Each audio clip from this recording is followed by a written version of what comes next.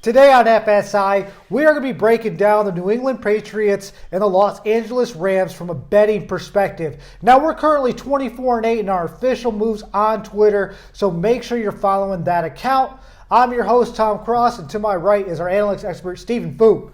Thanks for tuning in this week. The Patriots are on the road as a 5-point underdog. They're plus 200 on the money line, and the Rams, they're minus 240.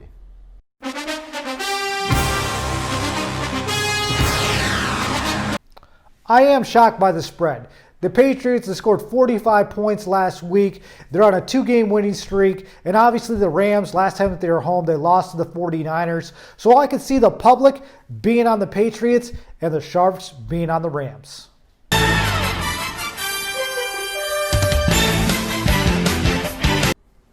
The Patriots had an impressive Week 13 win. They put up 45 points against the Chargers defense, but the Chargers offense put up a donut last week. They got completely shut out and had 0 points against that New England defense. The Chargers joined the club as one of 3 teams to put up 0 points this season. Now the Patriots, they will be facing a completely different team this week. The Rams will have potentially the best defense in the league right now, so I could see why they're a 5-point favorite this game.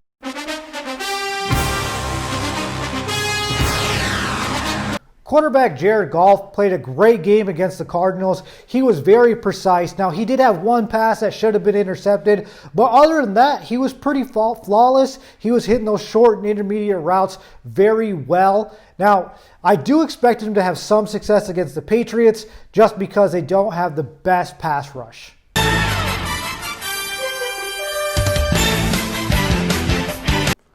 Cam Newton's ability to pass at this point of his career is very limited.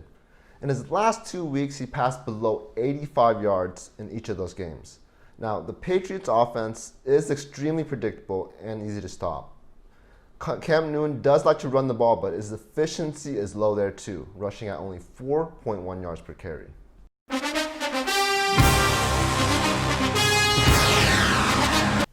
Now, the Rams' offensive line allowed Jared Goff to be pressured or sacked 23% of the time against the Cardinals. So they played pretty good. Anything below 25, your offensive line is playing very well. Now, when we look at New England, shockingly, over the last 2 games, their pass rush has actually been able to get to the quarterback over 30% of the time, whether they're pressuring or they're sacking them. And that is an elite level. So I do think the Patriots are going to be able to get pressure on Goff.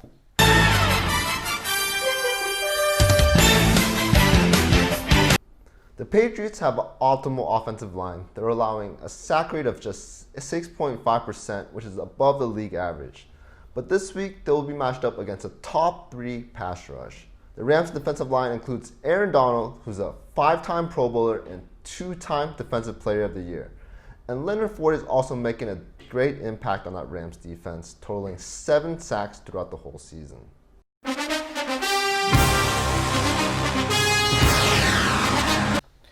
Last week, Robert Woods and Cooper Kupp, they had themselves a day. They were obviously catching the screen passes.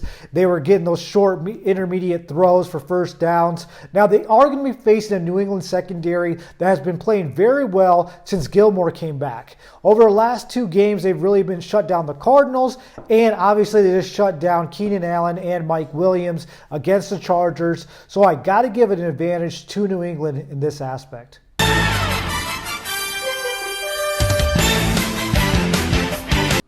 The New England Patriots are still without Julian Edelman, and they'll be out without him for an extended period of time. He's without a doubt the most experienced player on the team, so this will be a big challenge for the Patriots receiving corps because they're up against the number 1 pass defense.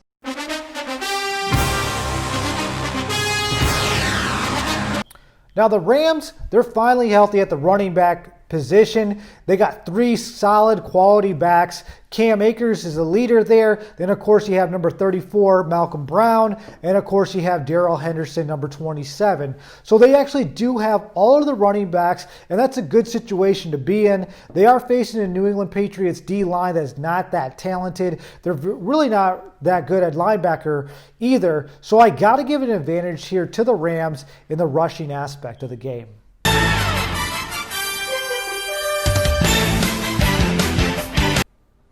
The main focus of this New England offense is definitely going to be their running. They actually have the most rush attempts among all teams this season, and their run efficiency is actually pretty good at 4.6 per carry. But the Rams defense will not get any easier here. They're allowing the third fewest rush yards at 3.9 yards.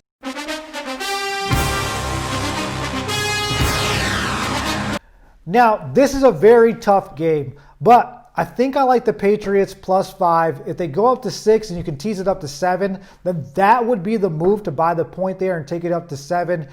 Make sure that you're paying attention to injuries and the travel schedule for the Patriots. If they went from LA to Boston, then they're going to go back from Boston out to LA on a short week, this might actually give an advantage to the Rams. Now, if they stayed in town in California and practiced, that could be a good sign for New England. So at the end of the day, make sure you're paying attention to the spread. But if you can get the Patriots at +7, that might be a good move.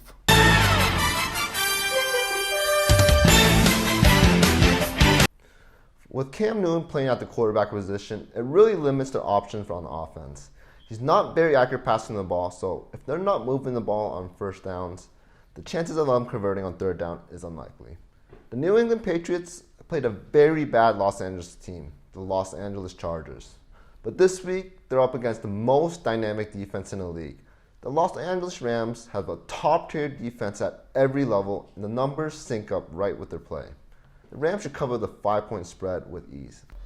Now remember, we can't predict injuries, the weather, PEDs, or COVID. So make sure you follow our Twitter for our official moves. We're 24-8 on the season there, 2-2 last week. And smash the like button and also subscribe. Tell us who you're going to be taking in the comments below.